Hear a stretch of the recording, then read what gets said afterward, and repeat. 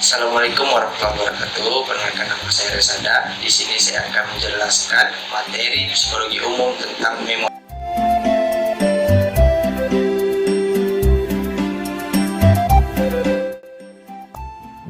Memori adalah kemampuan untuk menyimpan, menyajikan, dan mengontrol sebagai pengetahuan yang didapat untuk diingat kembali.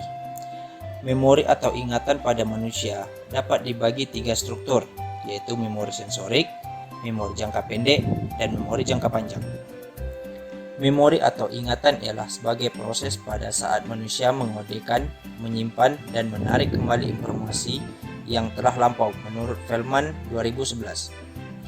Memori memiliki arti penting yang lain. Kontroversi di antara para psikolog dewasa ini mengenai keakuratan memori menunjukkan bahwa memori memiliki tempat khusus lebih dari sekedar fiksi.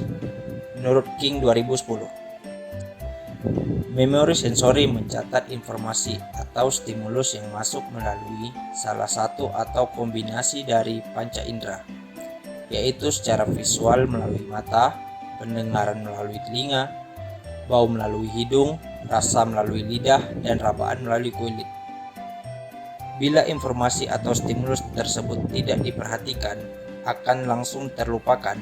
Namun, bila diperhatikan maka informasi tersebut ditransfer ke sistem ingatan jangka pendek. Setelah berada di sistem memori jangka pendek, informasi tersebut dapat ditransfer lagi dengan proses pengulangan ke sistem ingatan jangka panjang untuk disimpan. Ayo diskusikan bersama. Memori sensorik merujuk pada penyimpanan informasi awal dan bersifat sangat sebentar, sehingga hanya bertahan sangat singkat. Di sini stimulus dicatat oleh sistem sensorik seseorang dan disimpan dalam periode yang sangat singkat. Memori jangka pendek sebagai penyimpanan yang dapat menyimpan informasi yang sangat terbatas serta menggunakan informasi tersebut dalam menghasilkan stimulus. Memori jangka panjang adalah tempat penyimpanan informasi secara permanen dan banyak hal yang dapat bertahan dalam waktu lama.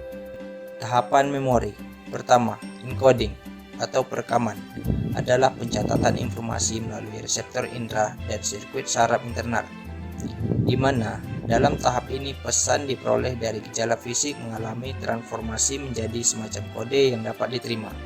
Yang kedua, storage atau penyimpanan, mencangkup bagaimana informasi dipertahankan seiring dengan waktu dan bagaimana informasi dipresentasikan dalam ingatan. Ketiga, revival atau penarikan kembali, adalah ingatan yang terjadi ketika informasi yang disimpan pada ingatan dikeluarkan dari penyimpanan. Kegagalan memori atau lupa ingatan, bukan hal yang aneh ketika seseorang melupakan sesuatu mengenai hal-hal yang telah terjadi, atau kegagalan mengingat nama orang dan tempat. Ada beberapa faktor yang menyebabkan kegagalan memori. Kegagalan encoding terjadi ketika informasi tidak pernah masuk ke dalam ingatan jangka panjang. Kegagalan revival, bahwa penyebab mencangkup masalah penyimpanan informasi itu sendiri. Ada 2 macam gangguan dalam kegagalan revival. Pertama, gangguan proaktif, terjadi ketika materi yang telah dipelajari terlebih dahulu mempengaruhi mengingat materi yang dipelajari kemudian.